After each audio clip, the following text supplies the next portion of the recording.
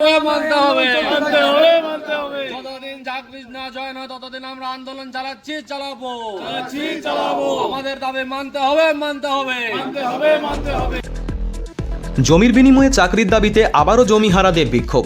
জমির বিনিময়ে চাকরির দাবিতে বাঁকোলা এরিয়া তিলাবনী কোলিয়ারিতে বিক্ষোভ জমিহারাদের। গত শনিবার এই আন্দোলনে প্রতিশ্রুতি দিয়েছিল ইসিএল কর্তৃপক্ষ, কিন্তু প্রতিশ্রুতি ভঙ্গ হওয়ায় শেষমেশ আবারও আন্দোলনের পথে জমিহারারা।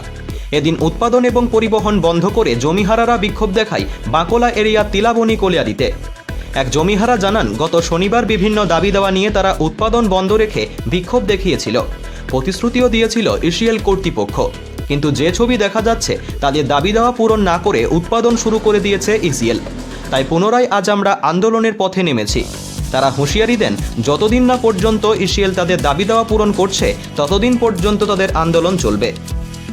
গত শনিবার আন্দোলন হয়েছিল এবং আমাদের দাবি ছিল যে আমাদের যে সমস্ত দাবিগুলি আছে সেগুলি ইসিএল কর্তৃপক্ষকে সম্পূর্ণভাবে দাবি মানতে হবে, কিন্তু ইসিএল কর্তৃপক্ষ এখনও অবধি কোনো দাবি আমাদের মানেনি। সে কারণে আমরা আবার পুনরায় আন্দোলনে যাচ্ছি।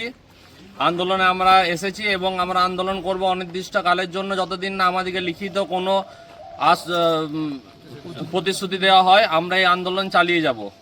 কতজন জমিদাতা আছে আপনার? আমাদের এখানে মোটামুটি 550-র উপর জমিদাতা আছে। কতগুলি মৌজা? মোটামুটি 12টা মৌজা নিয়ে আমাদের এই টোটাল প্রজেক্টের কাজ চলছে এবং আমাদের এই সমস্ত দাবি ইসিএল কর্তৃপক্ষ যতক্ষণ না মানছে, লিখিতভাবে যতক্ষণ আমাদেরকে না দিচ্ছে ততক্ষণ আমরা উঠছি না। কি নাম তোমার? আমার নাম সপ্তদ্বীপ পান্ডে। লাউদোহা থেকে অনন্ত রুইদাসের রিপোর্ট, অ্যাক্টিভিস্ট বাংলা। গ্রাম হোক বা শহর, জেলা থেকে রাজ্য অথবা দেশ, বিনোদন, রাজনীতি কিংবা খেলাধুলো, খুন, ধর্ষণ অথবা রাহাজানি, সব ধরনের খবরের এক্সক্লুসিভ আপডেট পেতে চোখ রাখুন আমাদের চ্যানেলে অ্যাক্টিভিস্ট বাংলা।